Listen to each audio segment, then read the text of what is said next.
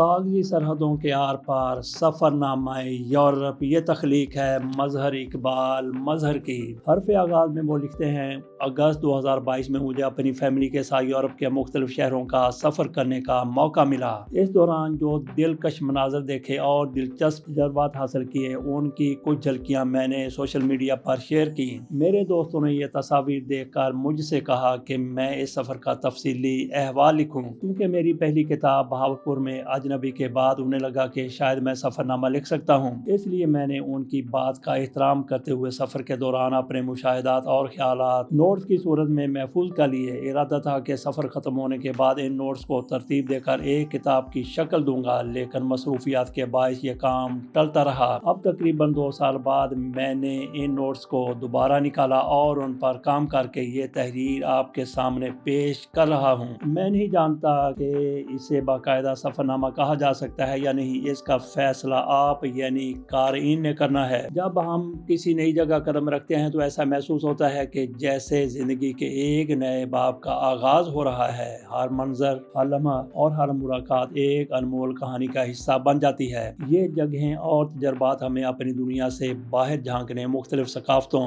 روایات اور لوگوں کو قریب سے جاننے کا موقع فراہم کرتے ہیں۔ کچھ تجربے ایسے ہوتے ہیں جو دل کو خوشی اور سکون سے بھر دیتے ہیں۔ ہمیشہ وہ لمحے جب ہم قدرت کے حسن میں کھو جاتے ہیں یا کسی نئی ثقافت کے رنگوں میں رنگ جاتے ہیں، ہماری یادوں کا حصہ بن کر ہمیشہ کے لیے دل کو مسکراتے رہنے کی وجہ دیتے ہیں۔ لیکن زندگی ہمیشہ خوشگوار تجربات سے بھری نہیں ہوتی۔ کبھی کبھی راستے مشکل ہو جاتے ہیں، لوگ بے رخی برتتے ہیں یا حالات ہمارے حق میں نہیں ہوتے۔ یہ ناخوشگوار تجربے ہمیں مضبوط بناتے ہیں، ہمیں زندگی کی تلخیوں کو جھیلنے کا حوصلہ دیتے ہیں اور ہماری شخصیت میں نکھار پیدا کرتے ہیں۔ یہ تلخ و شیرین لمحات مل کر ایک ایسی کہانی بناتے ہیں جو ہمارے دل کے نہا خانوں میں ہمیشہ محفوظ رہتی ہے۔ دل نے کیا ہے قصد سفر، اس عنوان کے تحت وہ لکھتے ہیں، انگلینڈ سے بیرون ملک سفر کے لیے عام طور پر ہوائی جہاز کو ترجیح دی جاتی ہے، لیکن اگر آپ زمینی راستے سے جانا چاہیں تو سمندر پار کرنا ضروری ہوتا ہے۔ خاص طور پر اگر آپ یورپ کا سفر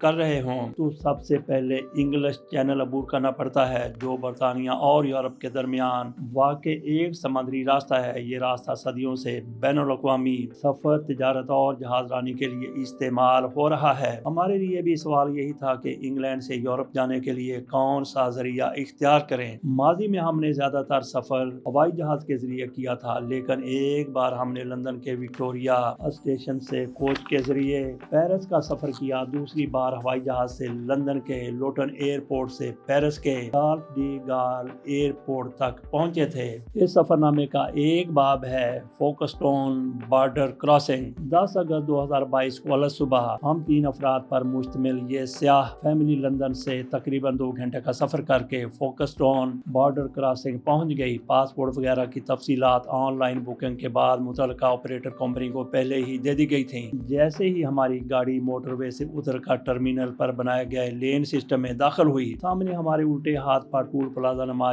چیک ان ٹرمینل نظر آیا۔ سڑک پر بنے نشانات چھوٹی گاڑیوں پر مشتمل ٹریفک کو ایک طرف اور بڑی گاڑیوں کو ٹرمینل کے دوسرے حصے کی جانب دھکیل رہے تھے۔ سڑک پر بنے واضح نشانات اور ہدایات کی وجہ سے ہم اگلے ہی لمحے چھوٹی مسافر گاڑیوں کے لیے مختص داخلہ گیٹس تک پہنچ گئے۔ میں نے گاڑی سرخ بیریئر کے سامنے کھڑی کی تو الٹے ہاتھ پر بنے چھوٹے سے کیبن میں نصب کمپیوٹر پر میرا نام اور گاڑی کی تفصیلات صاف نظر آ رہی تھی۔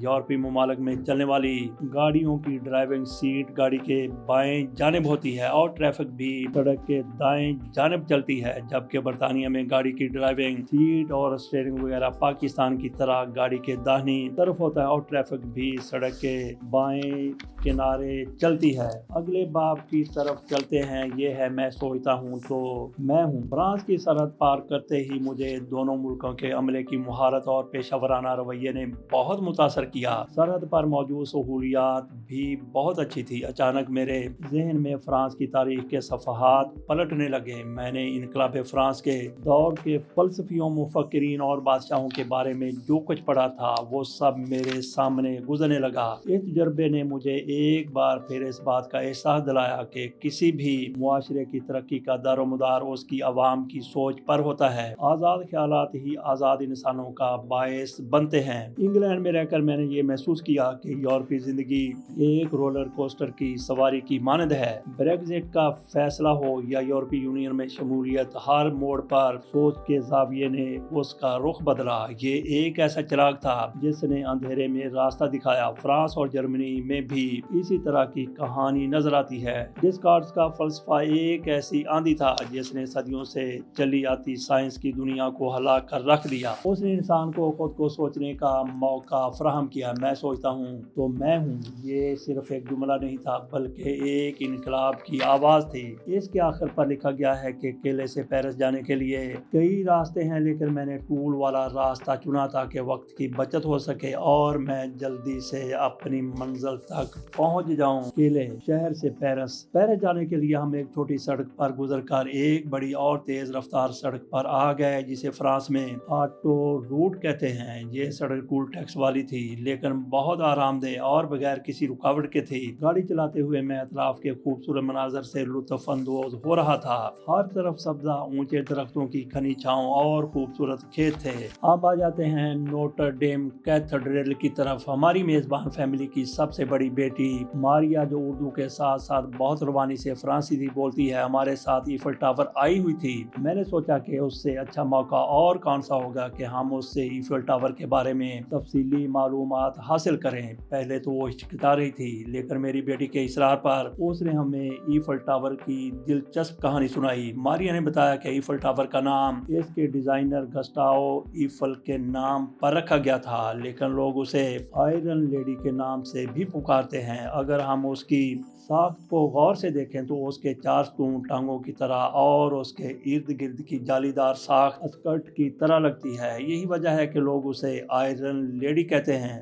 ماریا نے یہ بھی بتایا کہ ایفل ٹاور کے قریب واقع نوٹر ڈیم کا کیتھیڈرل اس کی بڑی بہن کی مانند ہے۔ ایک طرف ایفل ٹاور اپنی جدید اور خوبصورت شکل کی وجہ سے مشہور ہے تو دوسری طرف نوٹر ڈیم اپنی قدیم اور مذہبی اہمیت کی وجہ سے۔ کچھ لوگ یہاں تک کہتے ہیں کہ یہ دونوں ایک دوسرے سے باتیں بھی کرتی ہیں۔ ایفل ٹاور 1989 پنجابی میں اسے 1899 کہا جائے گا۔ ویسے اردو میں بھی کچھ لوگ 99 ہی کہہ جاتے ہیں 89 کو 89 کو۔ 1889 میں فرانس کے انقلاب کی 100ویں سالگرہ کے موقع پر بنایا گیا تھا۔ اسے بنانے میں تقریباً 18,000 لوہے کے ٹکڑوں کا استعمال ہوا اور اس کا وزن 10,000 ٹن سے زیادہ ہے۔ یہ دنیا کا ایک بہت بڑا تعمیراتی کارنامہ تھا جو آج بھی پیرس کی پہچان ہے۔ ماریا بولتی جا رہی تھی اور میں آئرن لیڈی کے شہر میں جکڑا چلا جا رہا تھا۔ مظہر اقبال مظہر صاحب کاغذی سرحدوں کے آر پار اپنے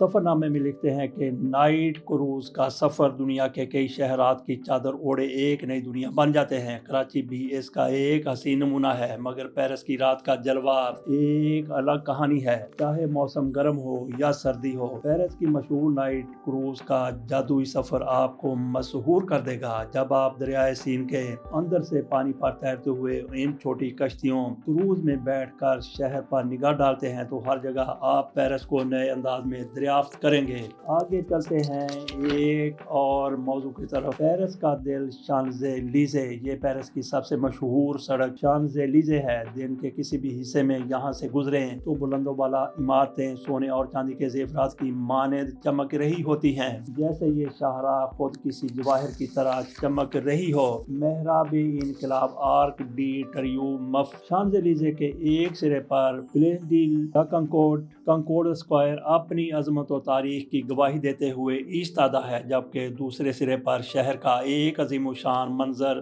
آرک ڈی ٹریومف محراب فتح کی صورت میں نظر آتا ہے۔ پیرس آنے والے سیاحوں کی پسندیدہ سرگرمیوں میں سے ایک یہ ہے کہ وہ اس عظیم یادگار کے اوپر چڑھ کر پورے شہر کا دلکش منظر دیکھ سکتے ہیں۔ سرحدوں کا مستقبل ایک پیچیدہ میوزیک ہونے کا امکان ہے جس کی تشکیل تکنیکی ترقی، معاشی حقائق اور سیاسی تحفظات کے سنگم سے ہوتی ہے۔ جسمانی سرحدیں برقرار رہ سکتی ہیں اگر بہتر تکنیکی صلاحیتوں کے ساتھ سائبر سرحدیں ابھر سکتی ہیں اور مشترکہ وسائل پر بین الاقوامی تعاون کو ممکنہ طور پر علاقائی کنٹرول کے لیے زیادہ لچکدار انداز کی ضرورت ہے۔ امکان ہے کہ سرحد کا تصور سخت لکیروں کے بارے میں کم اور باہم جڑے ہوئے نظاموں کے جال کے بارے میں زیادہ ہو جائے۔ یہ مستقبل تقسیم کی دیواروں سے تعاون کے جالوں کی طرح توجہ مرکوز کرنے کا مطالبہ کرتا ہے۔ اس نئے منظرنامے کو نیویگیٹ کرنے کے لیے بین الاقوامی معاہدوں کی ضرورت ہوگی جو قومی مفادات کو زیادہ باہم مربوط دنیا کی ضرورت کے تحت متوازن رکھیں۔ سوال باقی ہے، کیا ہم حفاظت سمجھوتے کیے بغیر تعاون کو فروغ دینے والی سرحدیں بنانے کے لیے ٹیکنالوجی کا فائدہ اٹھا سکتے ہیں جو محفوظ اور قابل رسائی دونوں ہوں؟ اس کا جواب مستقبل کی تشکیل کرے گا، نہ کہ صرف سرحدوں کی، بلکہ ہم عالمی سطح پر ایک دوسرے کے ساتھ روابط کا انتخاب کیسے کریں گے۔ یہ انہوں نے امکانات کی سرحدیں اس عنوان کے تحت جو آرٹیکل لکھا، جو سفر نامے میں انہوں نے دیکھا، جو محسوس کیا، جو لکھا، وہ آپ کے سامنے رکھا تھا۔ اب آ جاتے ہیں اس کتاب کے صفحات کی طرف، اس کی قیمت کی طرف اور کہاں سے یہ ملے گی۔ اس کتاب کے صفحات ہیں 158 اور اس میں کچھ تصاویر بھی دی گئی ہیں۔ یہ کتاب شائع کی گئی ہے پریس فار پیس پبلیکیشنز کی طرف سے، اور ان کے فون نمبر جیسا کہ ہم آپ کو پہلے بھی بتاتے رہے ہیں 009232464571۔ یہ کتاب اسی سال 2025 میں شائع ہوئی ہے، پہلی مرتبہ شائع ہوئی ہے۔ اس کی قیمت رکھی گئی ہے 1200 روپے۔ رابطے کے لیے ایک نمبر یہ بھی دیا گیا ہے 0322464571، بلکہ یہی اصل میں رابطہ نمبر ہے۔ اس کے ساتھ اجازت دیجیے، اللہ حافظ۔